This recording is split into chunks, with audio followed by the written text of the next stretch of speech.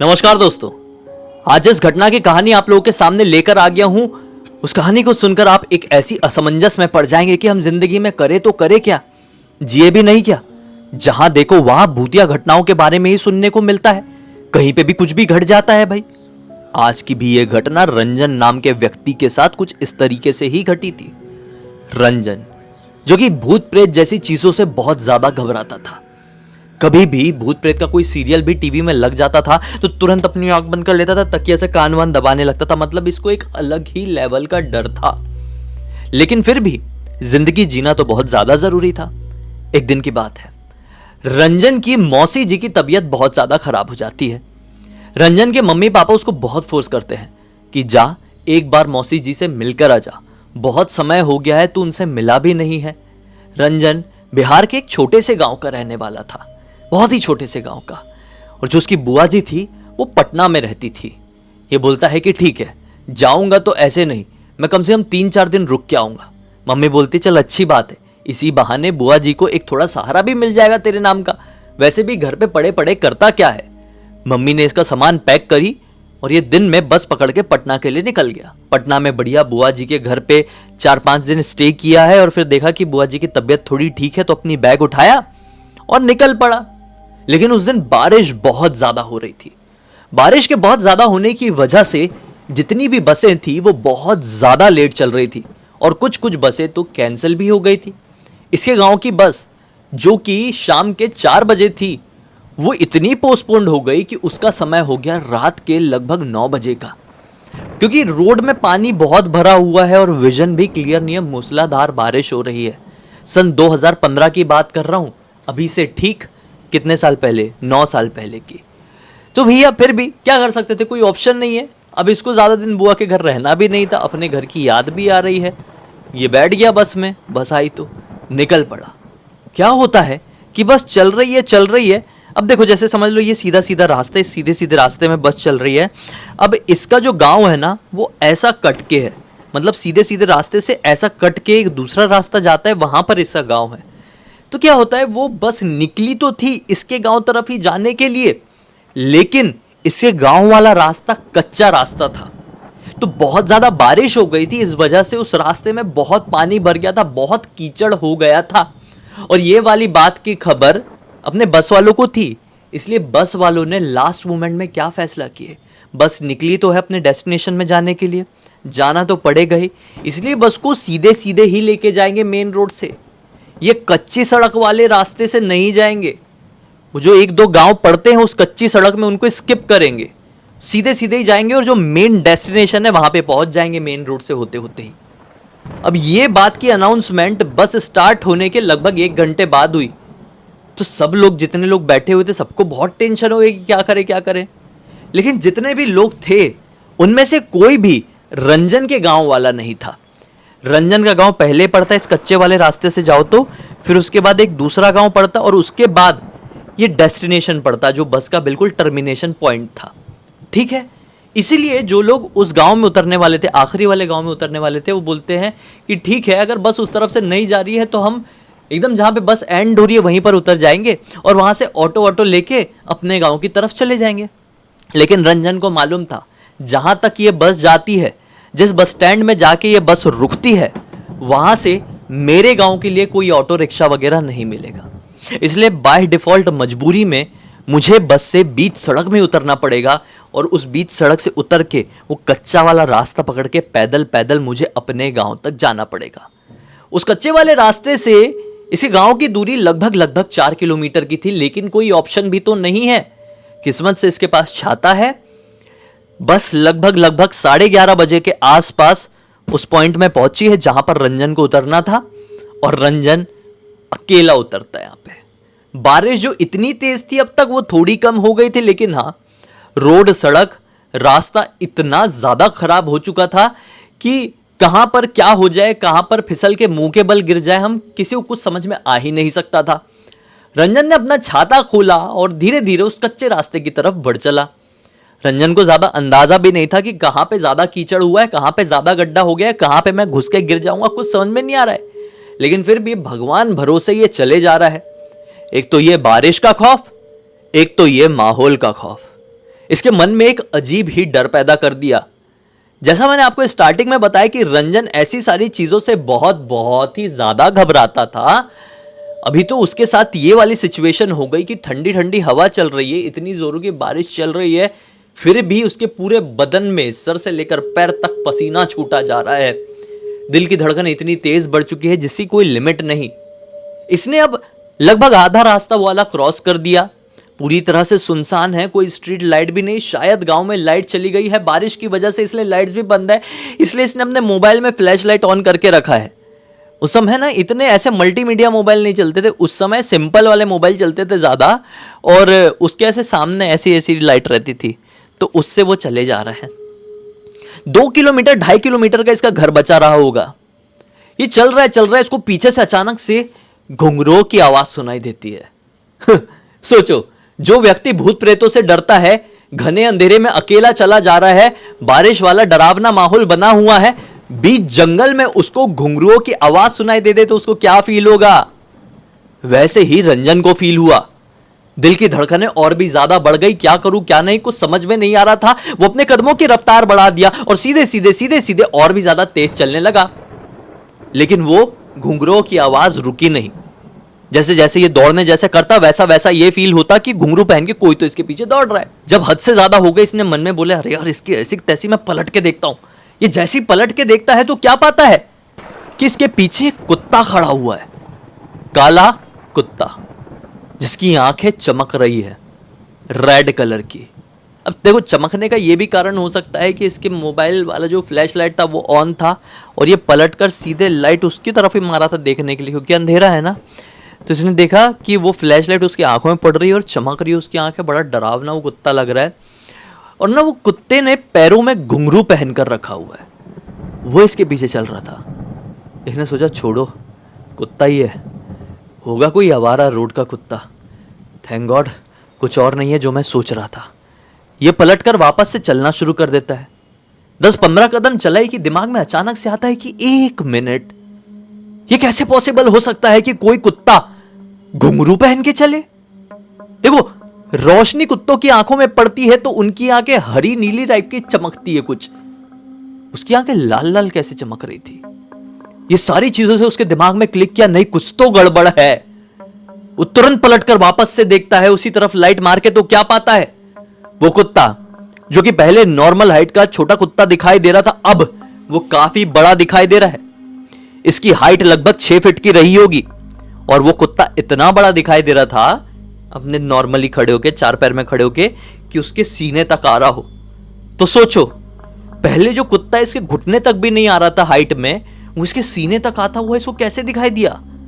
अब ये कहीं से भी कोई कुत्ता नहीं, एक भेड़िया दिखाई दे रहा था जो कि घुंघरू पहना हुआ था। वही कुत्ता है, वैसे ही चमकती हुई लाल आंखें, और अब उसके मुंह से बड़ी खतरनाक लार टपक रही है और वो इस तरीके से घुर्रा रहा है जैसे कि भूख से वो तिलमिला रहा हो। अब ये उसको देखकर घबरा गया, बोला शिट ये क्या है? अभी तो ये छोटा सा कुत्ता था, अभी कैसा बड़ा दिखाई दे रहा है। ये एक कदम पीछे ही किया है पलट के भागने के लिए कि वो कुत्ता जंप मार के इसके ऊपर, और वो इतना भारी इसको फील हुआ कि ये तुरंत उस कीचड़ में गिरा और वो कुत्ता इसके कपड़े अपड़े फाड़ने लगा कि बस इसको अंदर से उधेड़ के खा जाएगा। इसने सरेंडर कर दिया था, इसका खेल खत्म ये समझ लिया था, क्योंकि इसको समझ में नहीं आ रहा था ये कुत्ता है, भेड़िया है, लकड़ भग्गा है, या फिर कोई शैतान छलावा है।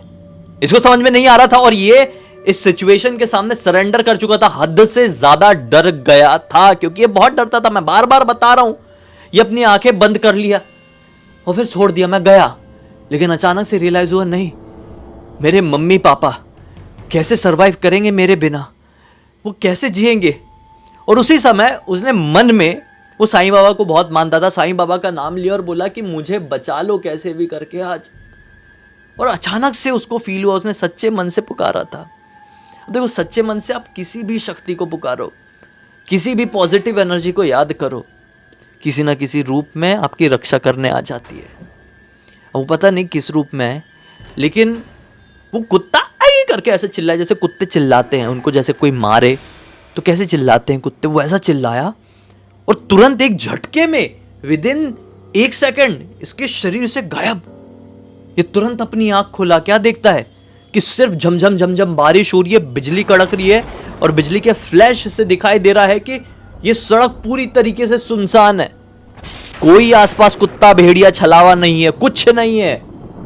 ये तुरंत ही मोबाइल इसका थोड़ा पीछे गिर गया था, अपना मोबाइल उठाया और दौड़ दौड़ के घर की तरफ जाने लगा। थोड़ा दौड़ा और थक गया, हांफने लगा, क्योंकि पहले ही बहुत डर वाला माहौल था। ये हांफने लगा और पीछे पलट कर देखा, पीछे कोई नहीं है। तो भगवान का शुक्रिया अदा किया कि ठीक है, लेकिन अभी भी मैं सेफ नहीं हूं, मुझे जल्दी जल्दी घर पहुंचना है। ये जल्दी जल्दी घर की तरफ बढ़ने लगा और डर तो अब और भी ज्यादा बढ़ गया, क्योंकि शायद किसी चीज की नजर इसके ऊपर पड़ चुकी थी। अब इसको कैसे भी करके अपने घर पर जल्दी से जल्दी पहुंचना था। ये भगवान का नाम मन में लिए जा रहा है, मैं घर पहुंच जाऊं कैसे भी आज, बस फिर जिंदगी में घर से बाहर निकलना छोड़ दूंगा, ऐसी ऐसी चीजें सोच रहा है। बहुत डर हावी हो चुका है कि इतने में इसको इसका एक दोस्त दिखाई देता है। ये जिस डायरेक्शन में जा रहा है उसी डायरेक्शन में इसकी तरफ हाथ दिखा रहा है, चिल्ला रहा है, रंजन रंजन जल्दी आ। रंजन अपने बैग को संभालते हुए जैसे तैसे करके दौड़ते हुए अपने दोस्त की तरफ बढ़ता है। इस दोस्त का नाम था आकाश। आकाश रंजन का बचपन का दोस्त है। ये दौड़ते दौड़ते उसके पास गया, मन में ये सोचा कि थैंक गॉड अब मेरे साथ कुछ होगा तो लड़ाई करने के लिए मेरा दोस्त आकाश भी है। लेकिन जैसे ही आकाश के पास पहुंचा तो क्या देखता है कि आकाश इसको कुछ नहीं बोल रहा है। रंजन के कपड़े पूरी तरीके से फटे हुए हैं, ये कीचड़ में लथपथ है, बारिश में भीग चुका है, छाता भी पता नहीं कैसे टूट टूटा गया है। आकाश इससे कुछ नहीं बोलता है, उसका बैग लेता है और आगे आगे चलने लगता है। ये सोचता है कि ये कैसे पॉसिबल हो सकता है यार, आकाश तो इतना बातूनी है और ये कुछ बोल क्यों नहीं रहा है मेरी ऐसी हालत देख के। और ये इतनी रात गए ऐसे जंगल वाले रास्ते में यहां पर कर क्या रहा था। इसको कैसे पता कि मैं इस रास्ते से अभी आने वाला हूं। मैंने तो मम्मी पापा को भी कुछ फोन में बताया नहीं था कि उसे घर पे जाके उसको बोल दिए हो। यहां पे कर क्या रहा था। पूछता हूं, आकाश तुझे कैसे पता कि मैं यहां से आने वाला था, और नहीं भी पता था तो तू यहां पे क्या कर रहा था। आकाश कुछ नहीं बोलता है, सीधे सीधे चलते रहता है। ये सोचता है कि पता नहीं आकाश का शायद मूड नहीं होगा, मैं चलते रहता हूं। लेकिन जब से ये आया है थोड़ा ठीक तो लग रहा है, चलते रहता हूं इसके पीछे। वो चलते रहा, फिर थोड़ी देर बाद बोलता है, आकाश तू कुछ बोल क्यों नहीं रहा है, तू ठीक है कि नहीं, कुछ बात है तो बोल भाई। फिर भी आकाश कुछ नहीं बोलता है। चलो खैर, जैसे तैसे करके ये लोग गांव की सीमा तक लगभग पहुंच ही गए। इनकी गांव की सीमा में एक बड़ा सा गेट था, सीमेंटेड बड़ा सा गेट। इस गांव में आपका स्वागत है ऐसा लिखा हुआ था। उस गेट में एंटर करने से जस्ट पहले एक लेफ्ट तरफ रास्ता कटता, वो खेत की तरफ जाता। तो ये गेट में एंटर करने के अलावा उसका दोस्त अब वो खेत की तरफ बढ़ने लगा। तो ये रुक के बोलता है, आकाश हमारे गांव का रास्ता तो ये है, थोड़ी आगे हमारा घर है, तू खेत की तरफ क्यों जा रहा है, घर का रास्ता भूल गया है क्या, ऐसा मजाक में बोला। तो इसकी तरफ आकाश पलटता है और बोलता है, सीधे सीधे जिस तरफ मैं बढ़ रहा हूं चलते रहे। ये बोलता है कि तू ऐसे क्यों बात कर रहा है यार, काफी देर हो गई मैं तुझसे बात करने की कोशिश कर रहा हूं, तू कुछ रिस्पॉन्स नहीं दे रहा है, तू ठीक तो है ना, कोई तकलीफ है क्या, घर का रास्ता ये है, मैं बोल रहा हूं, मैं बहुत भीग चुका हूं, कपड़े वपड़े फटे, मेरे साथ क्या हुआ क्या नहीं तू समझ नहीं पा रहा है, तू मुझे खेत की तरफ क्यों लेके जा रहा है। वो बड़ी बड़ी आंखें कर लेता है, इसकी तरफ बढ़ता है और इसका हाथ पकड़ता है जोर से, बहुत प्रेशर से हाथ पकड़ा। प्रेशर से पकड़ा तो पकड़ा, लेकिन उसका हाथ इतना ठंडा फील हुआ अपने रंजन को जिसकी कोई लिमिट नहीं, जैसे कि बर्फ की सिल्ली किसी ने हाथ में ऐसे पकड़ा दियो, जकड़ दियो। बहुत ठंडा हाथ फील हुआ और ये उसी समय समझ गया कि कुछ तो गड़बड़ है। यह हाथ छुड़ाने की कोशिश करने लगा, बोल रहा है, देख मुझे छोड़ दे, तू जो कोई भी मेरा हाथ छोड़ दे, मुझे पता है तू मेरा दोस्त नहीं है। इसने एक झटके में उसको खींचा और ये फट से मुंह के बल नीचे, और ये उसको बड़े कीचड़ में घसीटते घसीटते जंगल की तरफ लेकर बढ़ने लगा। ये चिल्लाना शुरू कर दिया, लेकिन इसकी चीख चिल्लाहट गरजते हुए बादल और गिरती हुई बारिश काट दे रही थी। ये खींचते खींचते उसको कुएं की तरफ लेकर बढ़ने लगा। सामने ही इनके गांव का एक बहुत पुराना सा कुआं दिखाई दे रहा था। उस कुएं की तरफ वो जाने लगा और ये बोलने लगा, तेरी मौत पक्की थी, तेरी मौत आ चुकी है, तेरी मौत पक्की थी, तेरी मौत आ चुकी है। ऐसा बोलते बोलते इसको खींचना शुरू किया। जब ये लोग कुएं के बहुत नजदीक पहुंच गए तो रंजन को समझ में आया कि मेरा खेल तो खत्म होने वाला है, मुझे सरवाइव तो करना है किसी भी हालत में। ये और जोर जोर से गला फाड़ फाड़ के चिल्लाना शुरू कर देता है। किस्मत की बात यह थी कि कोई गांव का व्यक्ति उस समय, उसका जो घर था ना, कोई व्यक्ति का घर रहा होगा गांव में, उसे घर के बाहर आंगन में उसने बारिश से बचने के लिए ना, वो ताड़ पत्री होती है, आपको समझता है, एक पॉलीथिन जो लगाते हैं, वो ठीक करने के लिए आया हुआ था। और उसने रंजन की आवाज़ सुन लिया, बचाओ बचाओ, कोई मुझे बचाओ। और वो भागते हुए आया चिल्लाते हुए कि अरे किसी लड़के को कुछ हो गया है, कुएं के पास चलो चलो चलो। और पूरे गांव के लोग इकट्ठे हो गए और दौड़ते दौड़ते कुएं के पास पहुंचे तो क्या देखे कि अपना रंजन तो बेहोश पड़ा हुआ है, बिल्कुल कुएं के एकदम पॉइंट में। मतलब थोड़ा सा भी इधर हो तो फाट से नीचे गया। और इसको तैरना वैरना नहीं आता था, इसका वहीं पे शॉर्ट हो जाता। लेकिन पता नहीं ये कैसे बच गया, कैसे आवाज़ चली गई, कैसे सब आ गए, कैसे ये वहाँ पर बेहोश पड़ा हुआ है, कुछ नहीं मालूम। इसको फटफट उठाकर लेकर गए। इसे घर वाले भी आ गए थे ऑब्वियसली। जब इसकी आंखें खुली तो दिन का वक्त आ चुका था, दोपहर के लगभग 1:30-2 बज रहे थे। ये जागा तो इसकी मम्मी इसके पास आई तुरंत। बोला कि मम्मी मुझे क्या हो गया। मम्मी बोलती है कि तू बता तुझे क्या हो गया। हमको तो खाली आवाज़ आई बाहर से किसी आदमी की कि कुएं के पास चलो, किसी लड़के को कुछ हो गया है, जल्दी चलो, चिल्लाने की आवाज़ आ रही है। तो हम भी निकल के भागे तो हमने देखे कि तू था, बेहोश पड़ा हुआ था, जैसे कि पता नहीं तुझे किसी ने बहुत मारा पीटा, तेरे कपड़े भी फटे हुए थे, क्या हो क्या गया तुझे। तो फिर ये पिछली रात की सारी बात बताता है।